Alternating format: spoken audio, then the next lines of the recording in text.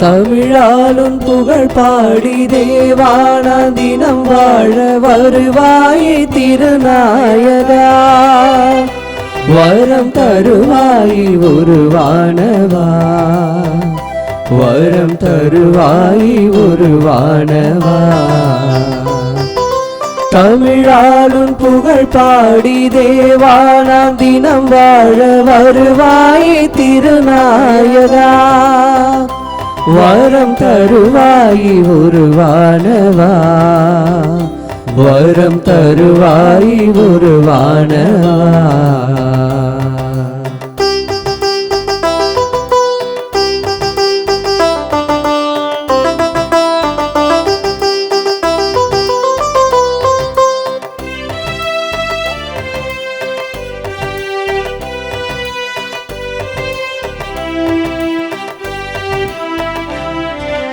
என்னை சூழும் துன்பங்கள் கனையாக வரும்போது துணையாகி எனையாள்பவா. என்னை சூழும் துன்பங்கள் கனையாக வரும்போது துணையாகி எனையாள்பவா. மனநோயில் நான் மூழ்கி மடிகின்ற பொழுதங்கு, மனநோயில் நான் மூழ்கி மடிகின்ற பொழுதங்கு குணமாக்க வருவாயப்பா. என்னை உனதாக்கி அருள்வாயப்பா. தமிழாலும் புகழ் பாடி தேவானாம் தினம் வாழ வருவாயே திருநாயகா. வரம் தருவாய் உருவானவா, வரம் தருவாய் உருவானவா.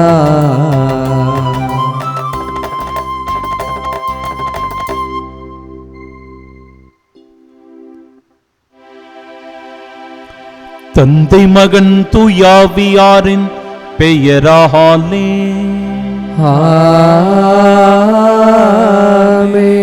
நம் ஆண்டவராகிய இயேசு கிறிஸ்துவின் அருளும் கடவுளின் அன்பும் தூயாவியாரின் நட்புறவும் உங்கள் அனைவரோடும் இருப்பதாக.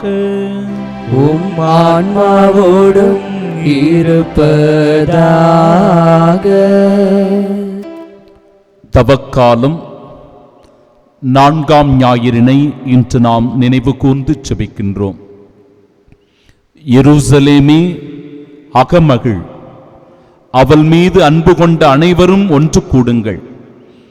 துயருற்ற நீங்கள் மகிழ்ந்து அக்களியுங்கள், அதனால் ஆர்ப்பரியுங்கள். நீங்கள் நிறைவாக ஆறுதல் பெற்று மகிழ்வடையுங்கள். அன்புள்ளம் கொண்ட சகோதர சகோதரிகளே, தூயமறை நிகழ்வுகளை கொண்டாட நாம் தகுதி பெறும் பொருட்டு நம் பாவங்களை ஏற்றுக்கொள்வோம். எல்லாம் வல்ல இறைவனிடமும் சகோதர சகோதரி உங்களிடமும் நான் பாவியின்றி ஏற்றுக்கொள்கிறேன். ஏனெனில் சிந்தனையாலும் சொல்லாலும் செயலாலும் கடமையை தவறியதாலும் பாவங்கள் பல செய்தேன். என் பாவமே, என் பாவமே, என் பெரும் பாவமே. ஆகையால் எப்பொழுதும் கன்னியான புனித மரியாளையும் வானக தூதர் புனிதர் அனைவரையும் சகோதர சகோதரி உங்களையும் நம் இறைவனாகிய ஆண்டவரிடம் எனக்காக வேண்டிக் கொள்ள மன்றாடுகிறேன். எல்லாம் வல்ல இறைவன் நம் மீது இரக்கம் வைத்து நம் பாவங்களை மன்னித்து நமக்கு நிலை வாழ்வை அருள்வாராக. ஆமென்.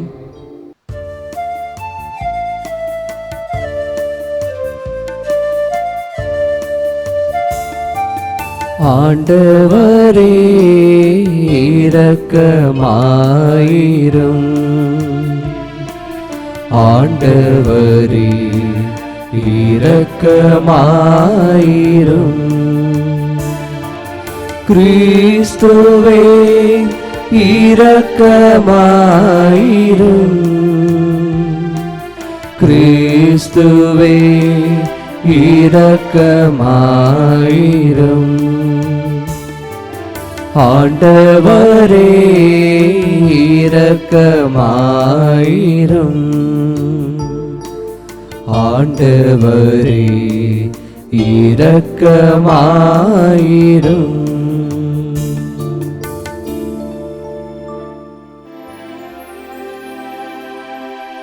மன்றாடுவோமாக. இறைவா, மனிதரானவும் வாக்கின் வழியாக மனித குலத்தின் ஒப்புரவை வியத்தகு முறையில் செயல்படுத்துகின்றீர். அதனால் ஆர்வமிக்க இறைப்பற்றாலும் உயிர் துடிப்புள்ள நம்பிக்கையாலும் வரவிருக்கும் பெருவிழாவிற்கு கிறிஸ்தவ மக்கள் விரைந்திட ஆற்றல் பெற அருள் புரிவீராக. உம்மோடு தூயாவியாரின் ஒன்றிப்பில் இறைவனாய் என்றென்றும் வாழ்ந்து ஆட்சி செய்கின்றவர் வழியாக உம்மை மன்றாடுகின்றோம்.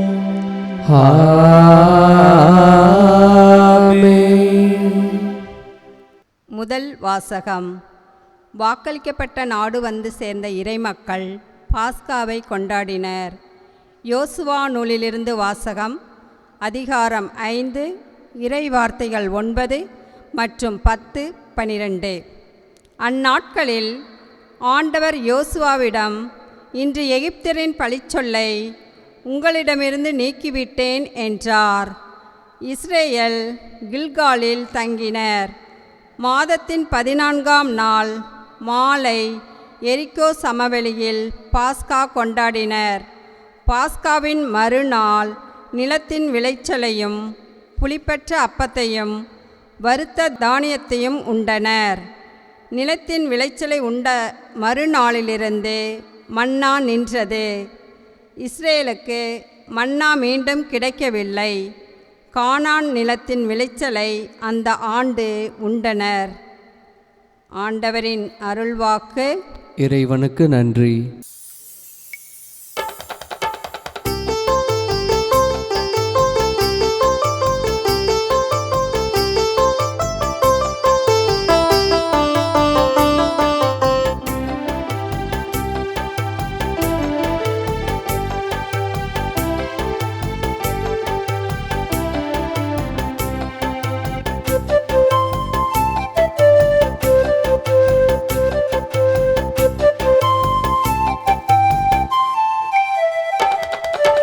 ஆண்டவரே துணை, இனியவர் என்று சுவைத்து பாருங்கள், சுவைத்து பாருங்கள். ஆண்டவரே துணை, இனியவர் என்று சுவைத்து பாருங்கள், சுவைத்து பாருங்கள்.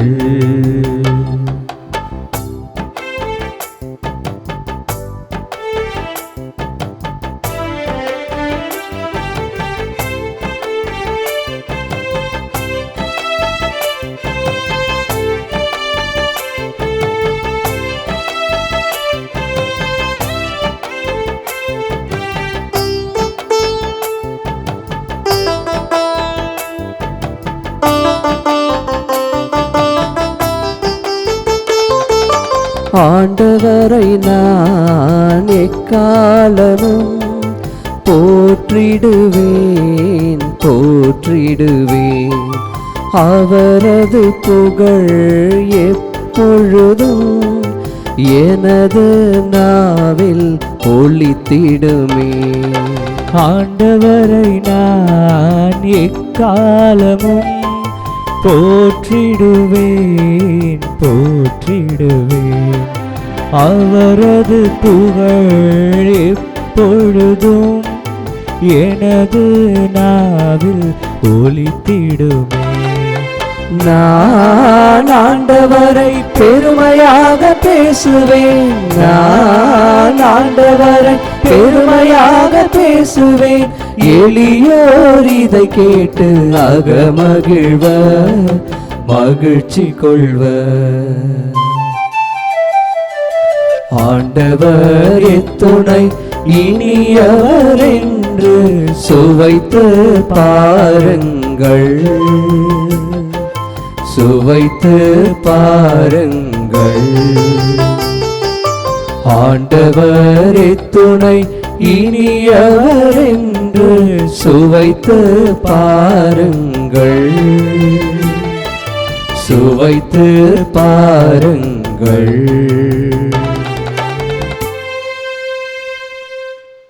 இரண்டாம் வாசகம். கிறிஸ்துவின் வாயிலாக கடவுள் நம்மை தம்மோடு ஒப்புரவாக்கினார். திருத்தூதர் பவுல் கொரிந்தியருக்கு எழுதிய 2ஆம் திருமுகத்திலிருந்து வாசகம். அதிகாரம் 5, இறை வார்த்தைகள் 17 முதல் 21 முடிய. சகோதரர் சகோதரிகளே, ஒருவர் கிறிஸ்துவோடு இணைந்திருக்கும் போது அவர் புதிதாக படைக்கப்பட்டவராய் இருக்கிறார். பழையன கழிந்து புதியன புகுந்தன அன்றோ? இவை யாவும் கடவுளின் செயலே. அவரே கிறிஸ்துவின் வாயிலாக நம்மை தம்மோடு ஒப்புரவாக்கினார். ஒப்புரவாக்கும் திருப்பணியையும் நமக்கு தந்துள்ளார். உலகினரின் குற்றங்களை பொருட்படுத்தாமல் கடவுள் கிறிஸ்துவின் வாயிலாக அவர்களை தம்மோடு ஒப்புரவாக்கினார். அந்த ஒப்புரவு செய்தியை எங்களிடம் ஒப்படைத்தார். எனவே நாங்கள் கிறிஸ்துவின் தூதுவர்களாய் இருக்கிறோம். கடவுளே எங்கள் வாயிலாக வேண்டுகோள் விடுக்கிறார். ஆகவே கடவுளோடு ஒப்புரவாகுங்கள் என்று கிறிஸ்துவின் சார்பில் நாங்கள் மன்றாடுகிறோம். நாம் கிறிஸ்து வழியாக தமக்கு ஏற்புடையவர் ஆகுமாறு கடவுள் பாவம் அறியாத அவரை பாவநிலை ஏற்க செய்தார். ஆண்டவரின் அருள்வாக்கு. இறைவனுக்கு நன்றி.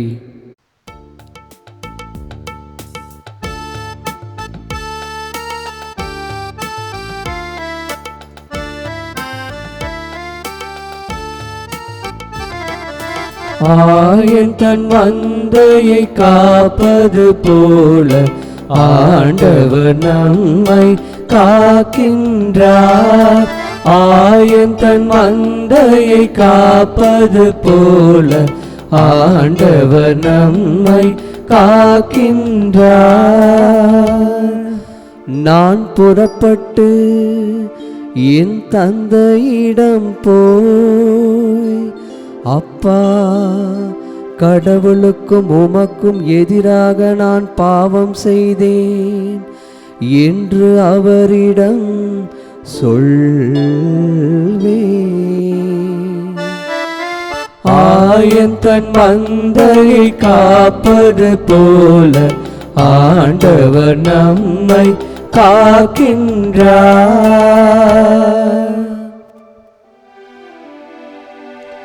ஆண்டவர் உங்களோடு இருப்பாராக. உம் ஆன்மாவோடும் இருப்பாராக. தூய லூக்கா எழுதிய பரிசுத்த நற்செய்தியிலிருந்து வாசகம். ஆண்டவரே, மாட்சி உமக்கே. அதிகாரம் 15. இறைவார்த்தைகள் 1 முதல் 3 வரை மற்றும் 11 முதல் 32 முடிய. அக்காலத்தில் வரி தண்டுவோர் பாவிகள் யாவரும் இயேசு சொல்வதை கேட்க அவரிடம் நெருங்கி வந்தனர்.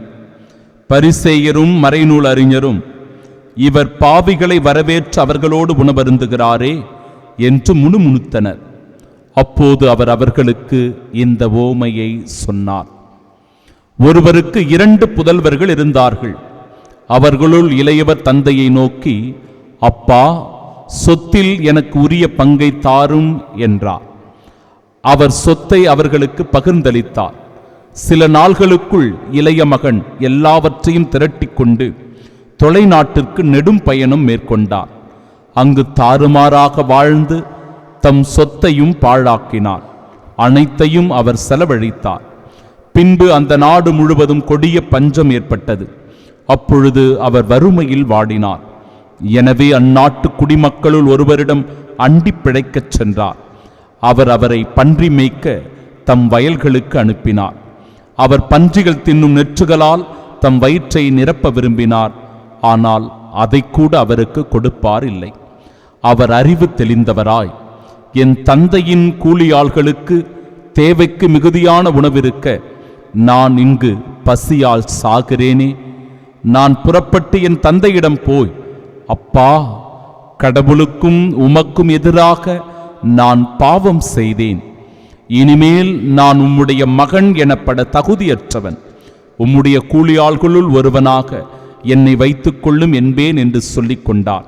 உடனே அவர் புறப்பட்டு தம் தந்தையிடம் வந்தார். தொலையில் வந்து கொண்டிருந்த போதே அவர் தந்தை அவரை கண்டு பரிவு கொண்டு ஓடிப்போய் அவரை கட்டி தழுவி முத்தமிட்டார். மகனோ அவரிடம், அப்பா, கடவுளுக்கும் உமக்கும் எதிராக நான் பாவம் செய்தேன். இனிமேல் நான் உம்முடைய மகன் எனப்பட தகுதியற்றவன் என்றார். தந்தை தம் பணியாளரை நோக்கி, முதல் தரமான ஆடையை கொண்டு வந்து இவனுக்கு உடுத்துங்கள். இவனுடைய கைக்கு மோதிரமும் காலுக்கு மிதியடியும் அணிவியுங்கள். கொழுத்த கன்றை கொண்டு வந்து அடியுங்கள். நாம் மகிழ்ந்து விருந்து கொண்டாடுவோம். ஏனெனில் என் மகன் இவன் இறந்து போயிருந்தான், மீண்டும் உயிர் பெற்று வந்துள்ளான். காணாமற் போயிருந்தான், மீண்டும் கிடைத்துள்ளான் என்றார். அவர்கள் மகிழ்ந்து விருந்து கொண்டாடத் தொடங்கினார்கள். அப்பொழுது மூத்த மகன் வயலில் இருந்தார். அவர் திரும்பி வீட்டை நெருங்கி வந்து கொண்டிருந்த போது ஆடல் பாடல்களை கேட்டு ஊழியர்களுள் ஒருவரை வரவழைத்து, இதெல்லாம் என்ன என்று வினவினார். அதற்கு ஊழியர் அவரிடம், உம் தம்பி வந்திருக்கிறார். அவர் தம்மிடம் நலமாக திரும்பி வந்திருப்பதால் உம் தந்தை கொழுத்த கன்றை அடித்திருக்கிறார் என்றார். அவர் சினமுற்று உள்ளே போக விருப்பம் இல்லாதிருந்தார். உடனே அவருடைய தந்தை வெளியே வந்து அவரை உள்ளே வருமாறு கென்று கேட்டார். அதற்கு அவர் தந்தையிடம், பாரும், இத்தனை ஆண்டுகளாக நான் அடிமை போன்று உமக்கு வேலை செய்து வருகிறேன். உம் கட்டளைகளை ஒருபோதும் மீறியதில்லை. ஆயினும் என் நண்பரோடு நான் மகிழ்ந்து கொண்டாட ஓர் ஆட்டுக்குட்டியை கூட என்றுமே நீ தந்ததில்லை. ஆனால் விலை மகளிரோடு சேர்ந்து உம் சொத்துக்களை எல்லாம் அழித்துவிட்ட இந்த உம் மகன் திரும்பி வந்தவுடனே இவனுக்காக கொழுத்த கன்றை அடித்திருக்கிறீரே என்றார். அதற்கு தந்தை, மகனே, நீ எப்பொழுதும் என்னுடன் இருக்கிறாய். என்னுடையதெல்லாம் உன்னுடையதே. இப்பொழுது நாம் மகிழ்ந்து கொண்டாடி இன்புற வேண்டும். ஏனெனில் உம் தம்பி இவன் இறந்து போயிருந்தான், மீண்டும் உயிர் பெற்றுள்ளான். காணாமற் போயிருந்தான், மீண்டும் கிடைத்துள்ளான் என்றார்.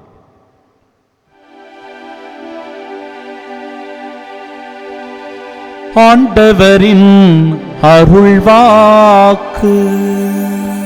கிறிஸ்துவே உமக்கு புகழ்.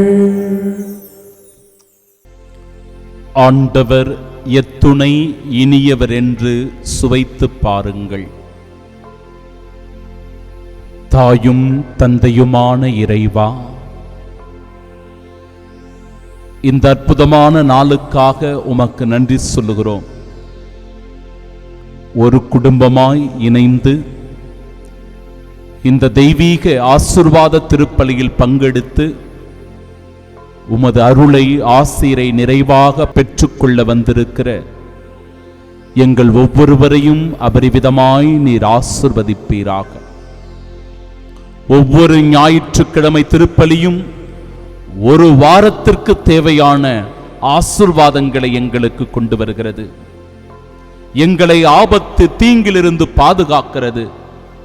எந்தவிதமான இடையூறுகளும் தொந்தரவுகளும் நெருக்கடிகளும் குழப்பங்களும் எங்கள் வாழ்வில் ஏற்படாமல் எங்களை பாதுகாக்கின்றது. ஆண்டவரே, இந்த ஓய்வு நாளின் ஆசீர்வாதத்தை பெற வந்திருக்கிற ஒவ்வொரு சகோதர சகோதரிகளையும் நீர் ஆசீர்வதிப்பீராக. இந்த இறை வார்த்தையை நம்பிக்கையோடு கேட்டுக்கொண்டிருக்கிற ஒவ்வொருவருடைய உள்ளத்திலும் ஆண்டவரே நீர் தங்கி அவர்களிடத்தில் நீர் பேசும். அவருடைய குற்றம் குறைகளை சுட்டி காட்டும். அவர்கள் நல்ல வழியில் பயணித்துக் கொண்டிருக்கிறார்கள் என்றால் ஆண்டவரே அவர்களை மென்மேலும் நீர் ஆசீர்வதியும். இந்த வாரம் முழுவதும் என் அன்பு சகோதரன், என் அன்பு சகோதரி செய்கின்ற ஒவ்வொரு பணியினை, செயலை நீர் ஆசீர்வதித்து இன்னும் அதிகமான நன்மைகளால் நீர் அவர்களை நிரப்புவீராக. எத்தீங்கும் அவர்களை நெருங்காமல் பாதுகாப்பீராக. நோய் நொடியினால் அவர்கள் பாதிக்கப்படாமல் நற்சுகத்தை தந்தருள்வீராக. ஆண்டவரே, உம் திருப்பாதம் எங்களை ஒப்புக் கொடுக்கிறோம். உமது அன்பை சுவைக்க, உமது மகிழ்ச்சியில் வாழ, உமது இரக்கத்தால் நாங்கள் ஒவ்வொருவரும் நிம்மதியோடு என்றென்றும் வாழ வரம் வேண்டி ஜெபிக்கின்றோம். ஆமென்.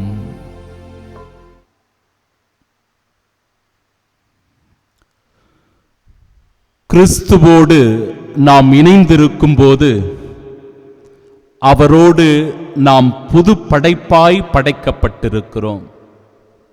நம் ஆண்டவராகிய இயேசு கிறிஸ்துவின் அன்பும் அருளும் அமைதியும் மகிழ்ச்சியும் உங்கள் அனைவரோடும் என்றும் இருப்பதாக. ஒரு மாடு ஒன்று பசியோடு ஒரு வீட்டின் முன்பாக வந்து நிற்கிறது.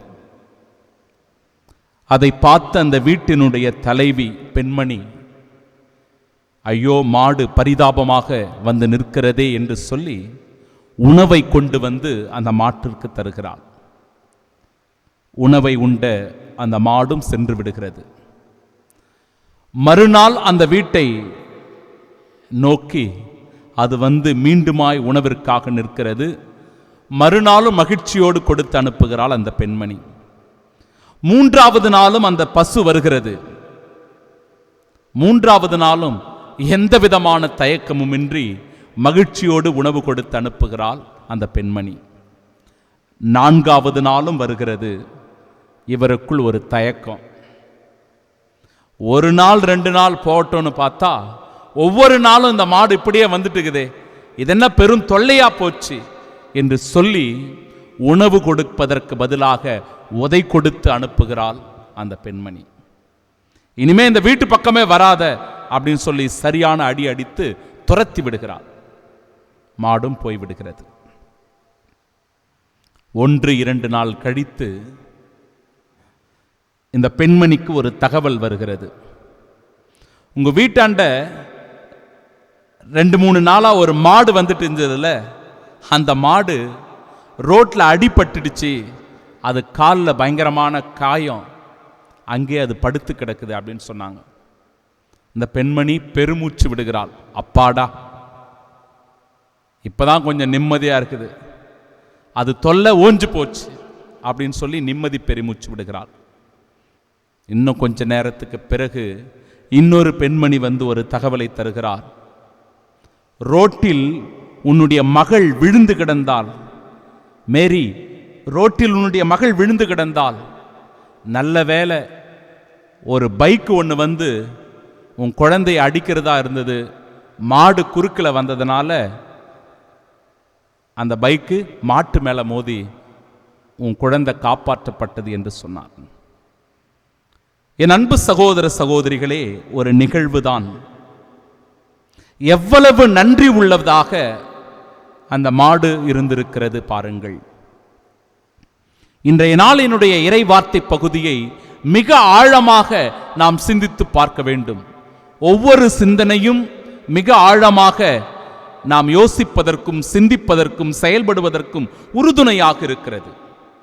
3 சிந்தனைகளை உங்களுக்கு நான் வழங்க விரும்புகிறேன். 1, 2 பிள்ளைகளுக்கும் மனமாற்றம் அவசியம் வேண்டும்.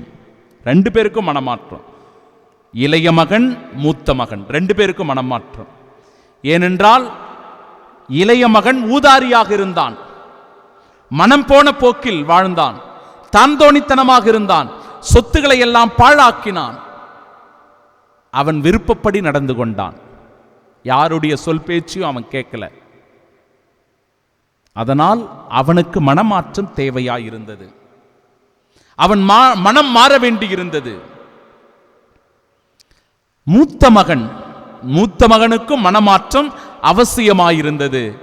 ஏனென்றால் மூத்த மகனுடைய கடினமான இதயம், தன் தம்பியை வெறுக்கின்ற இதயம், அந்த வீட்டிற்குள் செல்ல முடியாத வெறுப்புணர்வு, கசப்பான உணர்வு, தன் தந்தையின் மீது இருந்த கோபம், இதனால் அவனும் மனம் மாற வேண்டியிருந்தது. அவனுக்கும் மனமாற்றம் அவசியம் தேவைப்பட்டது. இது முதல் சிந்தனை. 2வது சிந்தனை மூத்த மகனை பற்றிய சிந்தனை. மூத்த மகன் யார் என்று இந்த விவிலியம் அடையாளம் காட்டுகிறது என்றால், பரிசேயர்கள், சதுசேயர்கள், மறைநூல் அறிஞர்கள். இந்த பரிசேயர், சதுசேயர், மறைநூல் அறிஞருடைய மனநிலை இந்த ஆலயத்தில் அமர்ந்து கொண்டிருக்கிற நம்மிடத்திலும் இருக்கலாம். இந்த மறையுரையை கேட்டுக்கொண்டிருக்கிற உங்கள் ஒவ்வொருவரிடத்திலும் இருக்கலாம். இந்த மறையுரையை நிகழ்த்துகிற என்னிடத்திலும் கூட இருக்கலாம்.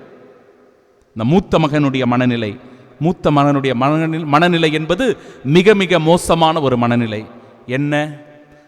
கோவிலுக்கு வருவது, ஆண்டவருடைய அருகிலேயே இருப்பது, ஆண்டவருடைய வார்த்தைகளை வாசிப்பது, தேவ நற்கருணை உட்கொள்ளுவது, நோன்பு, தவம், அறச்செயல்களில் ஈடுபடுவது, இது எல்லா விஷயத்தையும் சரியா செய்வாங்க. சில பேர் பார்க்கலாம், ஞாயிற்றுக்கிழமை கடன் திரு நாட்களை சரியாக கடைபிடிப்பது, கிறிஸ்தவத்தினுடைய ஒழுங்குமுறைகளை சரியாக ஏற்று கடைபிடிப்பது, சரியா பின்பற்றி நடப்பாங்க. பரிசேயர்களும் சட்ட திட்டங்களை சரியா கடைபிடிச்சாங்க. மறைநூல் அறிஞர்கள், சதிசேயர்கள் எல்லாம் இறைவார்த்தையை அதிகமாக வாசித்தார்கள். சட்டதிட்டத்தை அவர்கள் முழுமையாக கடைபிடித்தார்கள். கொஞ்சம் கூட அவங்க அதிலிருந்து விலகல. ஆனால் இயேசுவினுடைய தந்தையினுடைய அவருடைய அன்பின்படி, அவருடைய விருப்பப்படி அவர்கள் நடக்கவில்லை. அதுதான் இந்த மூத்த மகனுடைய மனநிலை. தந்தையினுடைய அருகிலேயே இருக்கிறார். ஆலயத்திலே நாம் இருக்கிறோம், கடவுள் பக்கத்திலே இருக்கிறோம், கடவுளுடைய வார்த்தைகளையே வாசிக்கிறோம், தெய்வீக திருப்பலியில் பங்கேற்கிறோம். ஆனால் தந்தையினுடைய அன்பை உணராத மனநிலை பாருங்க. இந்த மூத்த மகன் உள்ளே போக மனமில்லாமல் வெளியேயே இருந்து கொண்டான். நீங்கள் உதட்டால் என்னை போற்றுகிறீர்கள், இறைவார்த்தை. நீங்கள் உதட்டால் என்னை போற்றுகிறீர்கள், ஆனால் உங்கள் உள்ளமோ என்னை விட்டு வெகு தொலைவில் இருக்கிறது.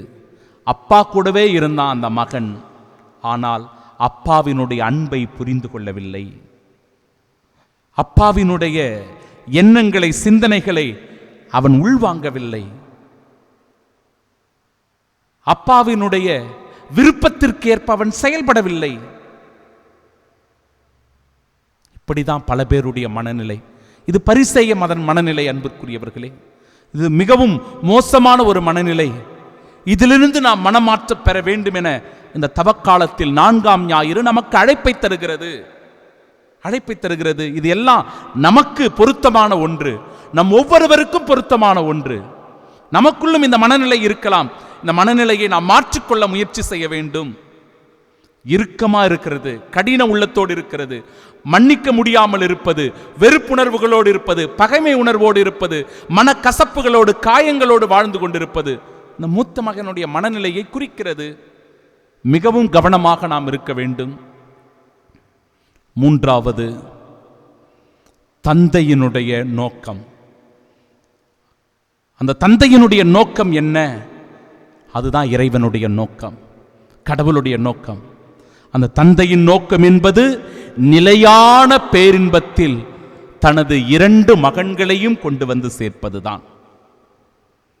அந்த நிலையான பேரின்ப வீட்டில் 2 பிள்ளைகளும் மகிழ்ச்சியோடு இருக்க வேண்டும் என்பதுதான் அந்த தந்தையினுடைய எண்ணம்,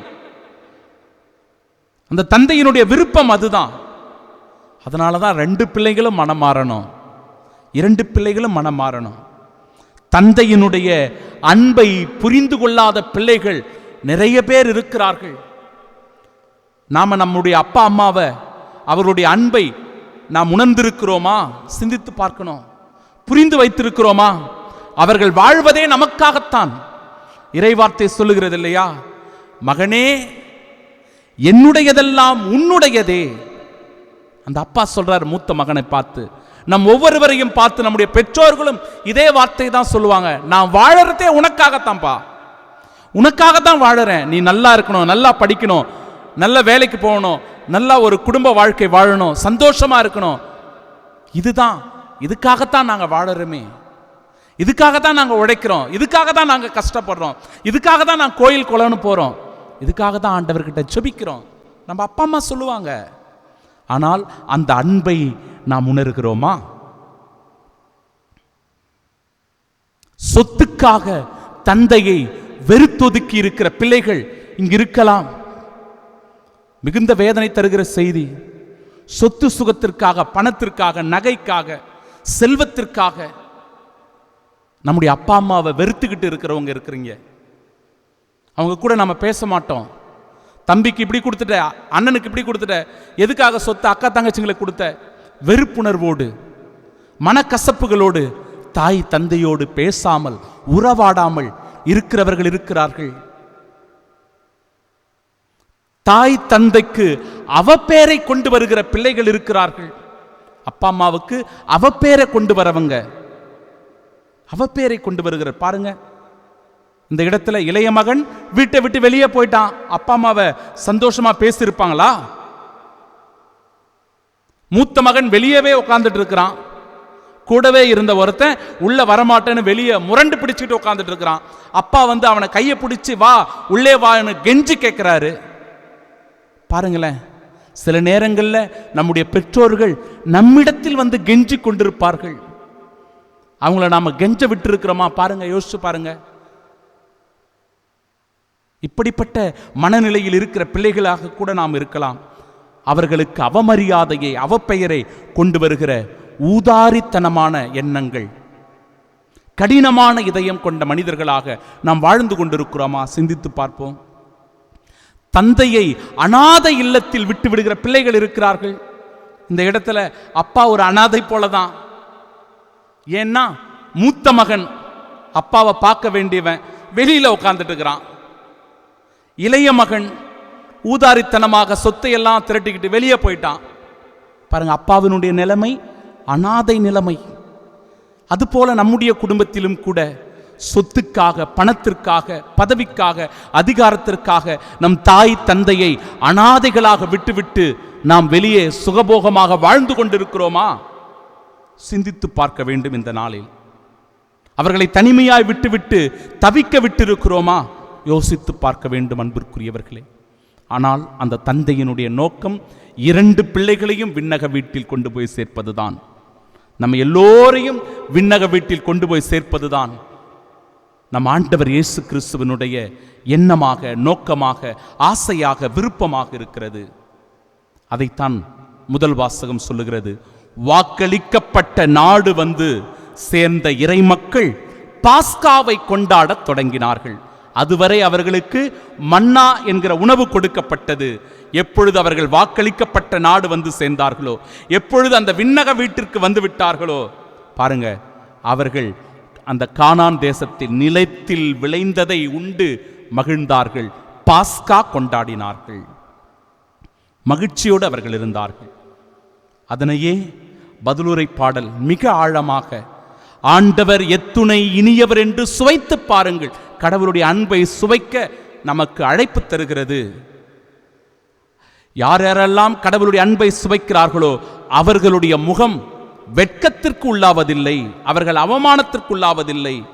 இந்த ஏழை கூவி அழைத்தான், ஆண்டவர் அவனுக்கு செவி சாய்த்தார், அவர் எல்லா நெருக்கடியிலிருந்தும் அவனை விடுவித்து காத்தார். 2ஆம் வாசகத்திலும் கிறிஸ்துவோடு நாம் இணைந்திருக்கிற போது நாம் புதிதாய் படைக்கப்பட்டவர்களாய் மாறுகிறோம்.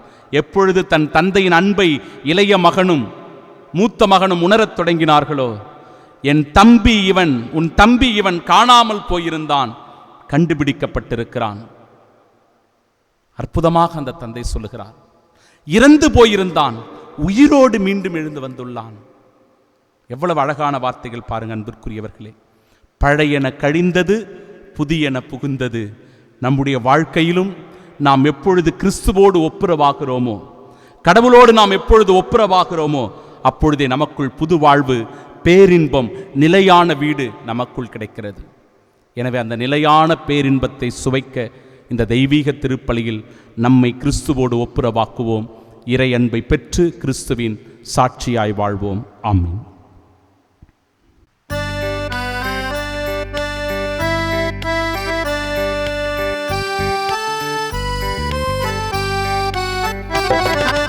விண்ணையும் மண்ணையும் படைத்தவராம் கடவுள் ஒருவர் இருக்கின்றார். தந்தை மகன் தூய ஆவியராய் ஒன்றாய் வாழ்வோரை நம்புகிறேன். தூய ஆவியின் வல்லமையால் இறை மகன் நமக்காய் மனிதரானார். கன்னி மரியிடம் பிறந்தவராம் இயேசுவை உறுதியாய் நம்புகிறேன். பிலாத்துவின் ஆட்சியில் பாடுபட்டார், சிலுவையில் இறந்து அடக்கப்பட்டார், மூன்றாம் நாளில் உயிர்த்தெழுந்தார், இறப்பின் மீதே வெற்றி கொண்டார். விண்ணகம் வாழும் தந்தையிடம் அரியணை கொண்டு இருக்கின்றார், உலகம் முடியும் காலத்திலே நடுவராய் திரும்பவும் வந்திடுவார். தூய ஆவியாரை நம்புகிறேன், பாரினில் அவர் துணை வேண்டுகிறேன், பாவ மன்னிப்பில் தூய்மை பெற்று பரிகர வாழ்வில் நிலைத்திடுவேன். திரு அவை உரைப்பதை நம்புகிறேன், புனிதர்கள் உறவை நம்புகிறேன், உடலின் உயிர்ப்பை நிலை வாழ்வை உறுதியுடனே நம்புகிறேன்.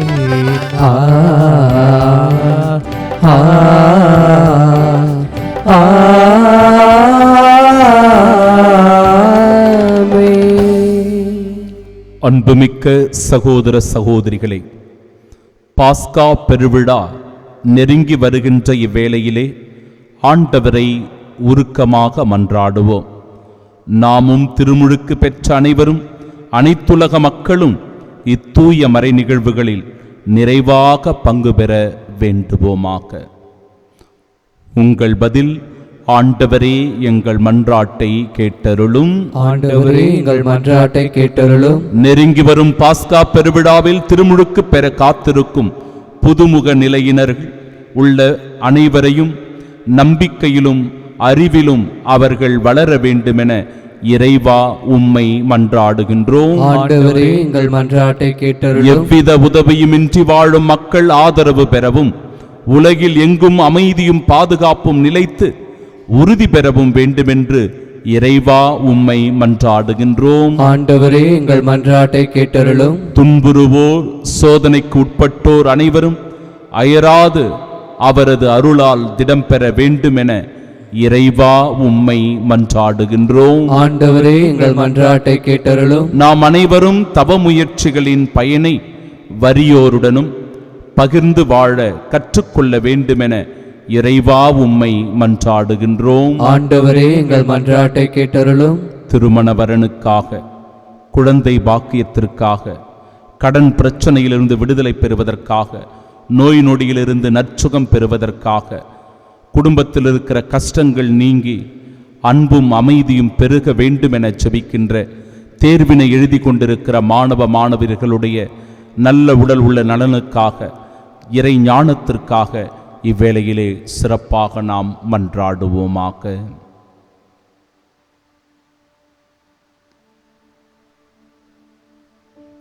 நம் ஒவ்வொருவருடைய தனிப்பட்ட தேவைகளுக்காகவும் ஜெபிப்போம்.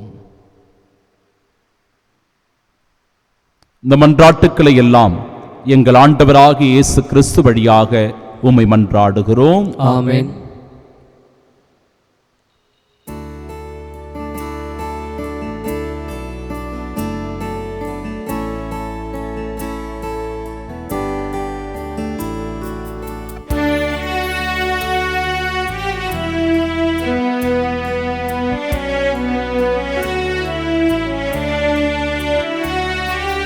தேவா, உந்தன் பலியாக என்னை தந்தேன், என்றும் என் பணிவாழ்வை ஏற்றிடுவாய்.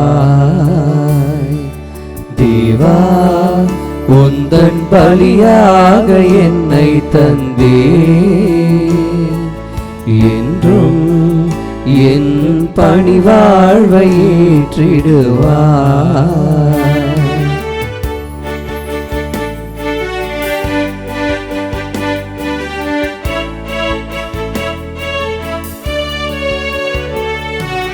அன்பொன்றை தினம் தேடி அலைகின்ற நெஞ்சங்கள் வீதியில் ஆயிரமே, அரவணைக்கும் கரம் தேடி ஆர்வமுடன் காத்திருக்கும் மனிதர்கள் கூட்டம் அங்கே. அன்போடு நான் வாழுவேன், எங்கும் நம்பிக்கை ஒளியேற்றுவேன். அன்போடு நான் வாழுவேன், எங்கும் நம்பிக்கை ஒளியேற்றுவேன். போராடும் நெஞ்சில் போராட்டம் நீங்க என் வாழ்வை பலியாக்குவேன், என் வாழ்வை பலியாக்குவேன். தேவா உந்தன் பலியாக என்னை தந்தே, என்றும் என் பணிவாழ்வை ஏற்றிடுவார். அன்புமிக்க சகோதர சகோதரிகளே, என்னுடையதும் உங்களுடையதுமான இப்பலி எல்லாம் வல்ல இறைவனுக்கு உகந்ததாகும்படி மன்றாடுங்கள். ஆண்டவர் தமது பெயரின் புகழ்ச்சிக்காகவும் மாட்சிக்காகவும் நமது நன்மைக்காகவும் புனித திரு அவை அனைத்து நலங்களுக்காகவும் மது கையெழுத்து திருப்பலியை ஏற்றுக்கொள்வாராக. ஆண்டவரே, பணிவுடன் உம்மை வேண்டி நிலையான உதவி அளிக்கும் காணிக்கைகளை பேரின்பத்துடன் உமக்கு ஒப்புக் கொடுக்கின்றோம். அதனால் நாங்கள் இவற்றை உண்மையிலேயே போற்றவும் உலகின் மீட்புக்காக உமக்கு உகந்தவாறு ஒப்புக் கொடுக்கவும் செய்வீராக. எங்கள் ஆண்டவராகிய இயேசு கிறிஸ்து வழியாக உம்மை மன்றாடுகின்றோம். ஆமென். ஆண்டவர் உங்களோடு இருப்பாராக. உம் ஆன்மாவோடும் இருப்பாராக. இதயங்களை மேலே எழுப்புங்கள். ஆண்டவரிடம் எழுப்பியுள்ளோம். நம் இறைவனாகிய ஆண்டவருக்கு நன்றி பாடுவோம். அது தகுதியும் நீதியுமானதே. ஆண்டவரே, தூயவரான தந்தையே, என்றுமுள்ள எல்லாம் வல்ல இறைவா, எந்நாளும் எவ்விடத்திலும் நாங்கள் உமக்கு நன்றி செலுத்துவது மெய்யாகவே தகுதியும் நீதியுமாகும். எங்கள் கடமையும் மீட்புக்குரிய செயலுமாகும்.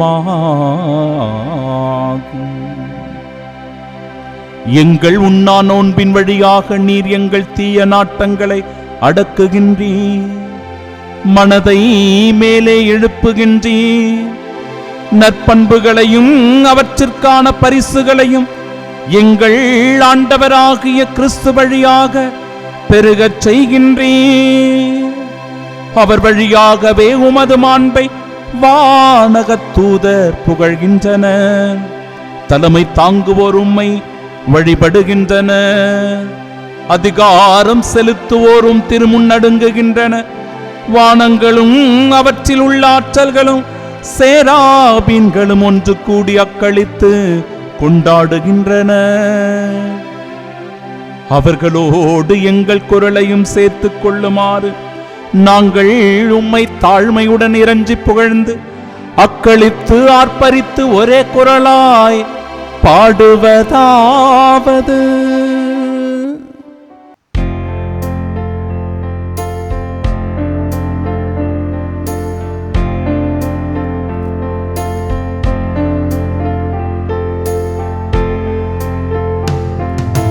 தூயவர் தூயவர்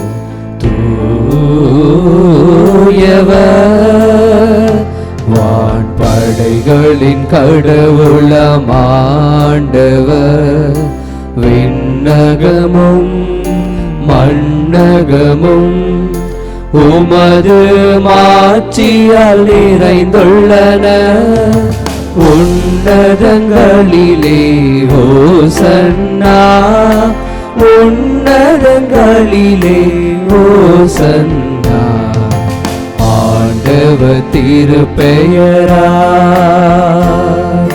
வருகிறவராசி பெற்றவரே, உன்னதங்களிலே ஓசன்னா. உன்னதங்களிலே ஓசன்னா. ஆண்டவரே, நீர் மெய்யாகவே தூயவர், தூய்மை அனைத்திற்கும் ஊற்று. ஆகவே உம்முடைய ஆவியை பொழிந்து இக்காணிக்கைகளை தூய்மைப்படுத்த உம்மை வேண்டுகின்றோம். இவ்வாறு எங்கள் ஆண்டவர் இயேசு கிறிஸ்துவின் உடலும் இரத்தமுமாக எங்களுக்கு இவை மாறுவனவாக. அவர் பாடுபட உளம் கனிந்து தம்மை கையளித்த போது அப்பத்தை எடுத்து நன்றி செலுத்தி அதை பிட்டு தம் சீடர்களுக்கு அளித்து அவர் கூறியதாவது: அனைவரும் இதிலிருந்து பெற்று உண்ணுங்கள், ஏனெனில் இது உங்களுக்காக கையளிக்கப்படும் என் உடல்.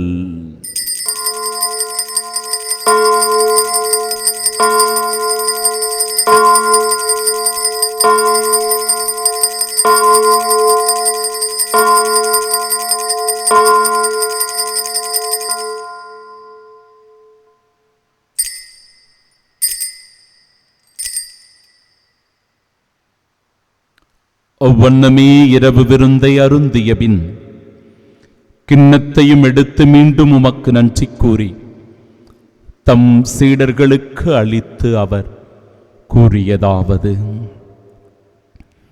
அனைவரும் இதிலிருந்து பெற்று பருகுங்கள், ஏனெனில் இது புதிய நிலையான உடன்படிக்கைக்கு உரிய என் இரத்தத்தின் கிண்ணம்.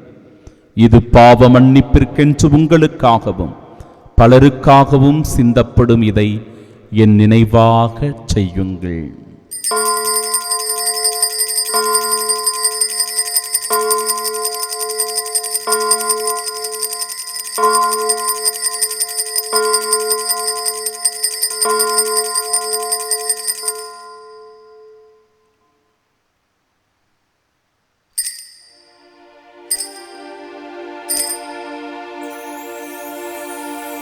நம்பிக்கையின் மறைபொருள்.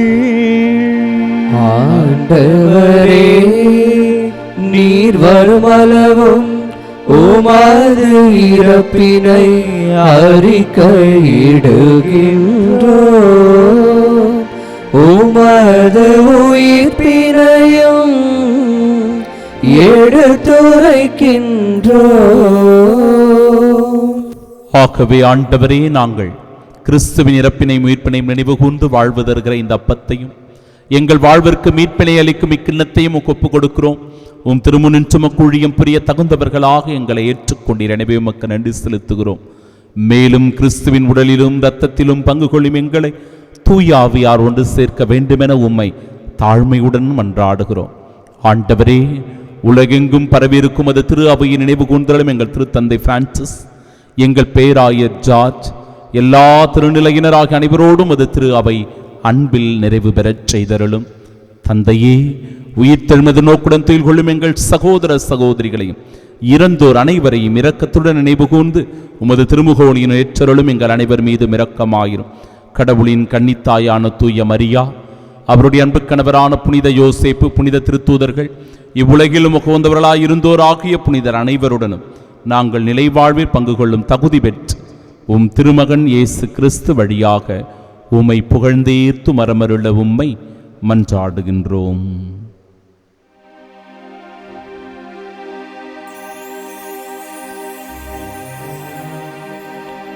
இவர் வழியாக இவரோடு இவரில் எல்லாம் வல்ல இறைவனாகிய தந்தையே, தூயாவியாரின் ஒன்றிப்பில் எல்லா புகழும் ஆட்சியும் என்றென்றும் உமக்கு உரியதே.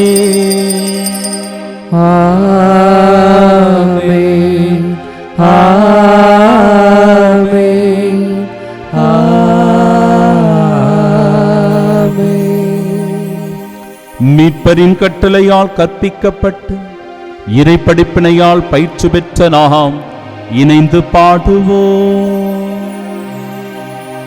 விண்ணுலகில் இருக்கிற எங்கள் தந்தையே, உமது பெயர் தூயது என போற்ற பெருக, உமது ஆட்சி வருக, உமது திருவுளம் விண்ணுலகில் நிறைவேறுவது போல மண்ணுலகிலும் நிறைவேறுக. எங்கள் அன்றாட உணவை இன்று எங்களுக்கு தாரும். எங்களுக்கு எதிராக குற்றம் செய்வோரை நாங்கள் மன்னிப்பது போல எங்கள் குற்றங்களை மன்னியும்.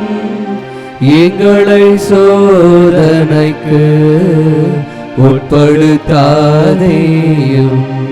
தீமையிலிருந்து எங்களை விடுவித்தருளும்.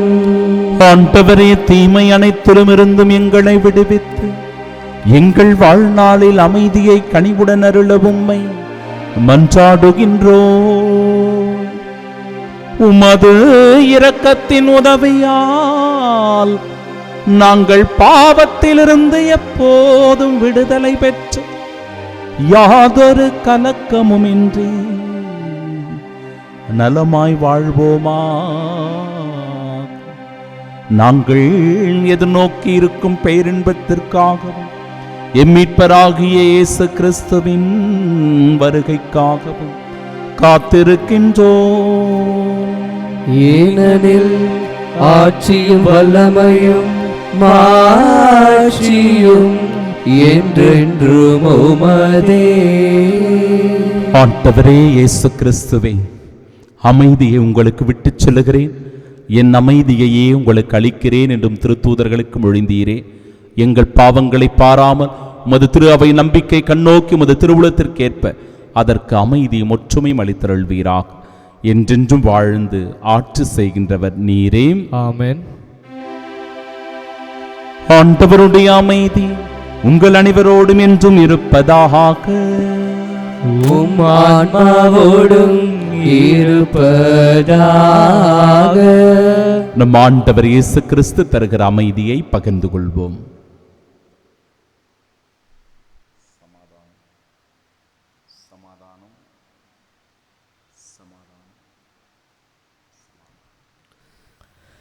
உலகின் பாவங்களை போக்கும் இறைவனின் செம்மறியே, எங்கள் மேல் இரக்கமாயிரும். உலகின் பாவங்களை போக்கும் இறைவனின் செம்மறியே, எங்கள் மேல் இரக்கமாயிரும். உலகின் பாவங்களை போக்கும் இறைவனின் செம்மறியே, எங்களுக்கு அமைதியை அளித்தருளும்.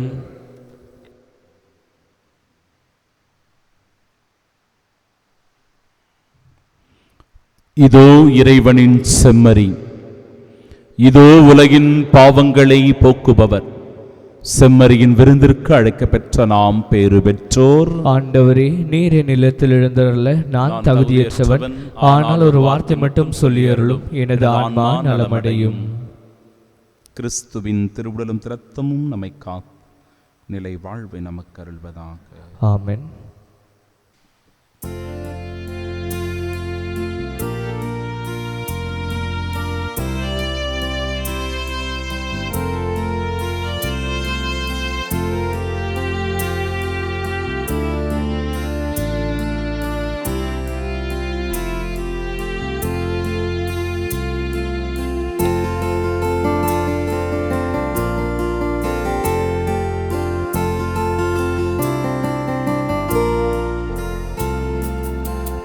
இயேசுவே, நான் என்றும் உந்தன் சொந்தம். என் தேவனே, அனுதினமும் வழி நடத்தும். என் இயேசுவே, நான் என்றும் உந்தன் சொந்தம். என் தேவனே, அனுதினமும் வழி நடத்தும்.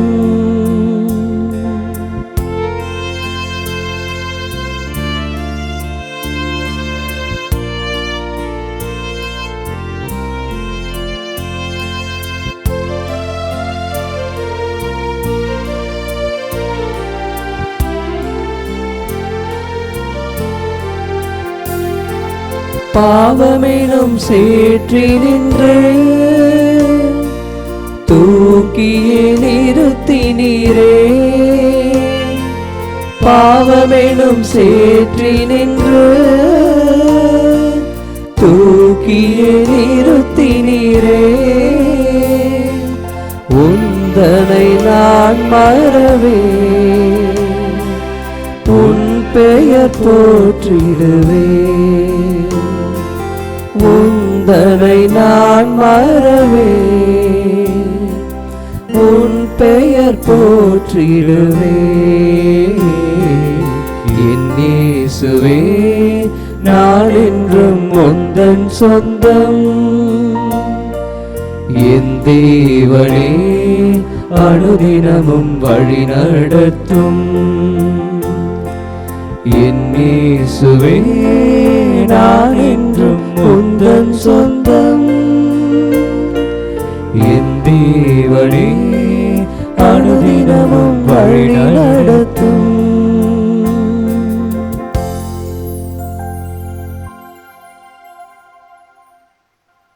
திருவிருந்துக்கு பின் ஜெபம். கிறிஸ்துவின் ஆன்மாவே என்னை புனிதமாக்கும். கிறிஸ்துவின் திருவுடலே என்னை மீட்டருளும். கிறிஸ்துவின் திரு ரத்தமே எனக்கு எழுச்சியூட்டும். கிறிஸ்துவின் விழாவின் தண்ணீரே என்னை கழுவிடுமே. கிறிஸ்துவின் பாடுகளே என்னை தேய்ச்சிடுமே. ஓ நல்ல இயேசுவே எனக்கு செவிசாயும். உம் திருக்காயங்களுள் என்னை மறைத்தருளும். உம்மிடமிருந்து என்னை பிரிய விடாதே. தீய பகைவரிடமிருந்து என்னை காத்தருளும். எனது இறப்பின் வேளையில் என்னை அழைத்தருளும். உம்மிடம் வர எனக்கு கட்டளையிட்டருளும். புனிதர்களோடு எக்காலம் உம்மை புகழ செய்யும். ஆமென்.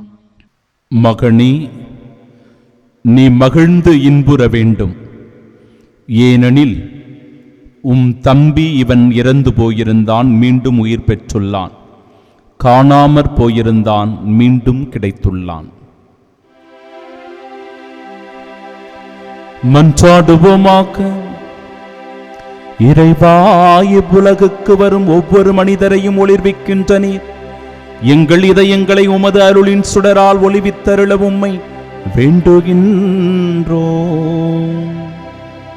அதனால் உமது மாண்புக்கு தகுதியானதையும் விருப்பமானதையும் என்றும் நினைவில் கொண்டு உம்மை நேர்மையாக அன்பு செய்ய வலிமை பெறுவோமாக. எங்கள் ஆண்டவராகிய இயேசு கிறிஸ்து வழியாக உம்மை மன்றாடுகின்றோம்.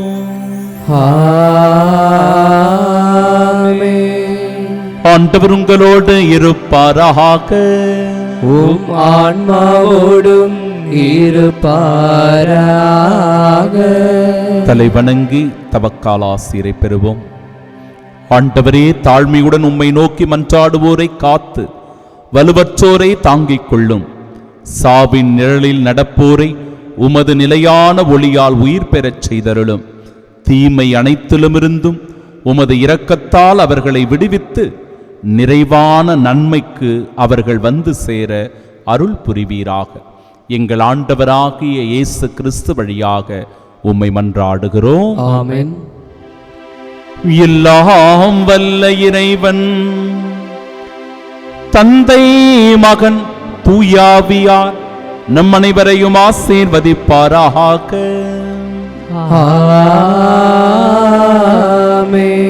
மனமாற்றம் பெற்று விண்ணக பரிசை உரிமையாக்கிக் கொள்ள சென்று வாழுங்கள். வாழ்க்கை பலி தொடரட்டும். இறைவனுக்கு நன்றி.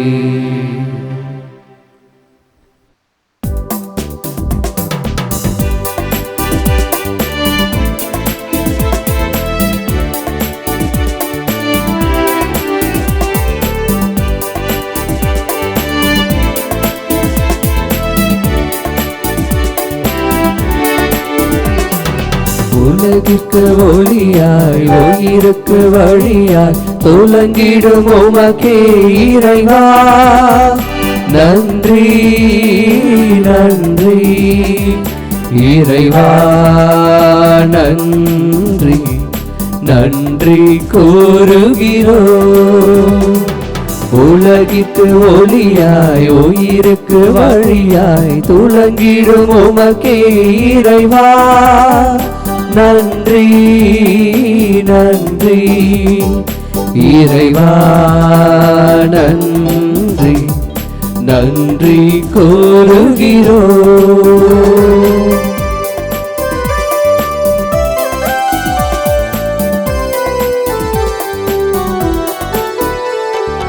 உண்மை வழியை உலகிற்கு காட்ட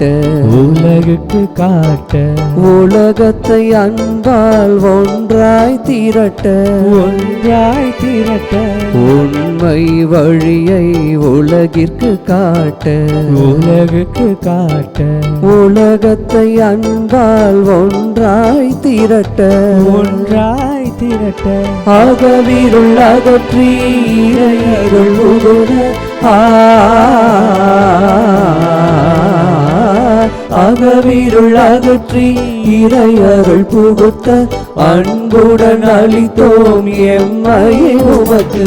உலகிற்கு ஒளியாய் உயிருக்கு வழியாய் துலங்கிடும் உமக்கே இறைவா நன்றி நன்றி இறைவா நன்றி நன்றி கூறுகிறோம்.